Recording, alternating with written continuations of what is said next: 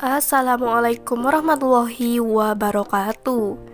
Kejujuran dan amanah yang aku cari, mas. Begitulah curhatan janda cantik dan soleha ini. Untuk kalian yang ingin berkenalan, mari kita simak sedikit profilnya. Siapa tahu kalianlah salah satu jodoh terbaik untuk janda cantik dan kaya ini.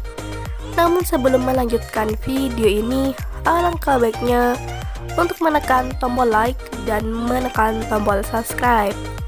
Dan saya doakan semoga Anda yang menekan tombol subscribe selalu diberikan kesehatan, kesejahteraan, dan dimudahkan segala urusannya. Amin amin Allahumma amin. Nadiatus Soleha nama lengkapnya, namun sering dipanggil Mbak Nadia.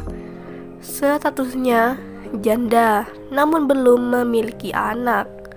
Dan Mbak Nadia ini berumur 33 tahun. Beliau berasal dari Surabaya.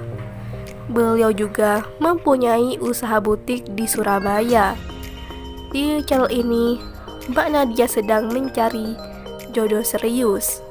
Untuk kriteria suami yang didamkan oleh Mbak Nadia adalah lelaki yang dewasa, tulus, dan ikhlas menerimanya. Begitulah harapan Mbak Nadia.